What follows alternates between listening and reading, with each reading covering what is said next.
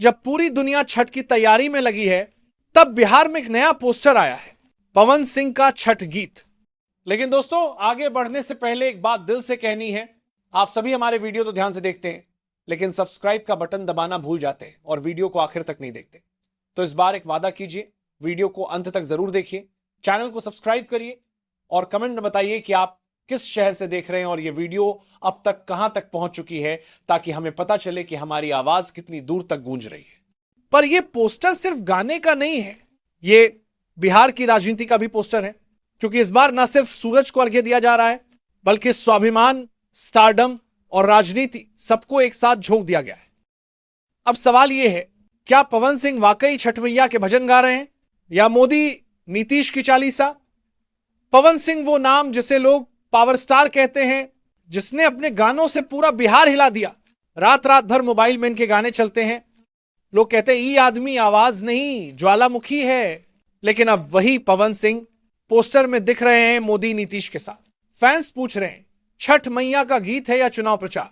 अब जरा सोचिए, जो आदमी राइज एंड फॉल छोड़कर राजनीति की राह पर चला था, जिसने कहा था कि हम जनता के लिए काम करेंगे, अब वही आदमी पोस्टर में नीतीश जी घाट पे जाएंगे, मोदी जी घाट पे जाएंगे का गाना लेकर आ रहा है। फैंस परेशान हैं, क्योंकि जिस पवन सिंह के गले में सरस्वती बसती हैं, वो अब सियासत की ताल में झूम रहे हैं। अब आप सोचिए, भारतीय जनता पार्टी ने क्या किया? पहले बुलाया, फिर टिकट दिया, फिर उसी टिकट को छीन भी लिया। राजनाथ सिंह तक ने सार्वजनिक मंच से कह दिया, ऐसा कुछ नहीं होना चाहिए जो किसी समाज या व्यक्ति को ठेस पहुंचाए।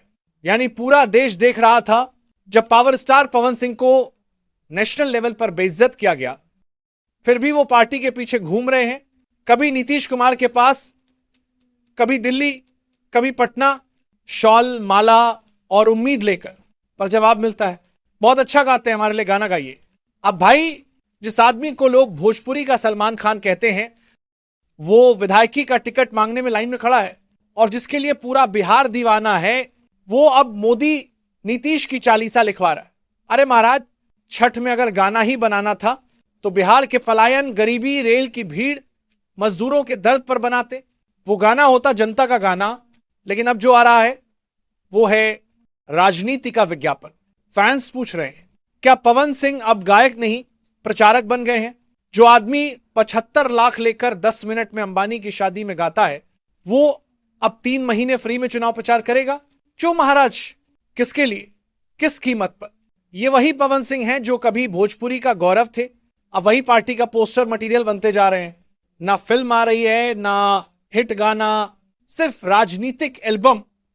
अब देखिए, पवन सिंह चाहे कितना भी स्टार हो, लेकिन अगर वो इस रास्ते पर चल पड़े तो 50 साल बाद भी लोग उन्हें कलाकार नहीं, पॉलिटिकल म्यूजिक स्टार के नाम से याद करेंगे। भोजपुरी सिनेमा को नेता नहीं चाहिए, उसे लौटते पवन सिंह चाहिए, जो छठी मैया का गाना गाते थे, ना कि नीतीश मोदी चालीसा। दोस्तों, अब आपकी बारी है। नीचे कमेंट में बताइए, क्या पवन सिंह सही कर रहे हैं, या बिहार की जनता को अब अपने पावर स्टार को वापस मंच पर बुलाना चाहिए, ना कि राजनीति के मंच पर? वीडियो को शेयर कीजिए, ताकि शायद ये बात उन तक पहुंचे कि फैंस वोट से नहीं, दिल से जीतते।